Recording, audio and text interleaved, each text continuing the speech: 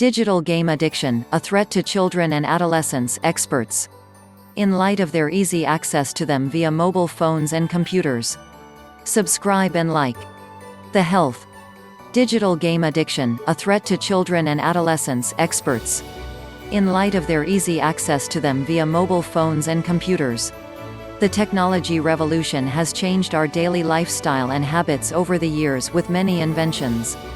And children's digital games, or what is known as video games, are one of those inventions that produced this effect, especially for teenagers. Parents are always concerned about the risk of their children's addiction to these games, with easy access to them via their mobile phones, computers or digital devices. The growing concern in this regard called on the World Health Organization to include what it called digital gaming disorders in the list of behavior and mental health disorders of 2018. The World Health Organization defines video game disorder as giving priority to video games over other activities to the extent that they prioritize other interests and daily activities.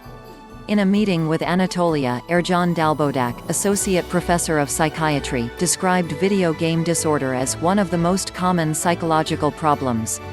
Dalbodak warned that children fall into video games when they have a strong desire to play, which leads them to continue to do so more closely with mania despite the negative consequences, thus losing their control over their behavior. The psychiatrist stressed that exposing children to screens, at an early age, is not desirable, indicating that it is preferable to postpone this until the age of 3 years. In the context, Dalbodak pointed to the negative effects of addiction to video games, where he said, addiction to digital games leads to many problems, including isolation from social life, the decline in school performance, and problems at work. Adolescents are the most vulnerable group.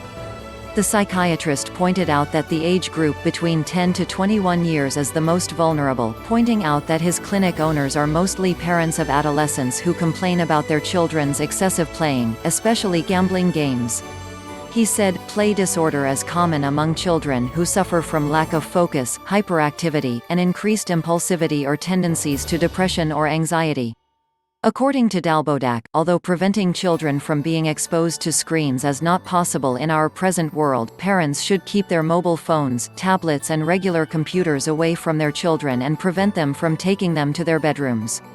On the possibility of preventing video game addiction, the psychiatrist said that diagnosing dangerous situations at an early age, spending time with children and preparing activities appropriate for their age and intelligence will help them to socialize.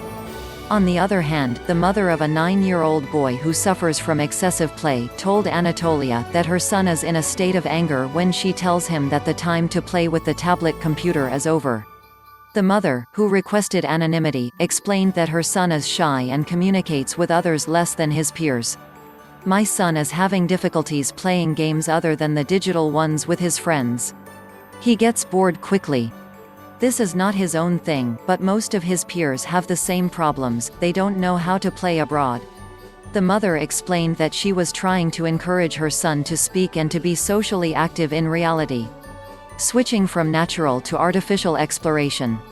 In this context, Bilal Sampour, professor of Yildirim Bayezid University in Ankara, said that exploring children to the world around them has shifted from observation and interaction with others to an artificial experience through tablets and mobile phones.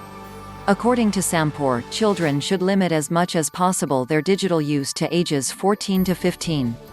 The professor called on parents to lay down rules for their children to ensure that they socialize with real people. Kids spending more time on games and focusing on a specific game may be a sign of addiction, said Sampour. Sampour refutes the misconception that as long as the games are useful and educational, spending a long time on children is acceptable, and he says, this is a big trick, children are vulnerable to addiction to any game, whatever it is.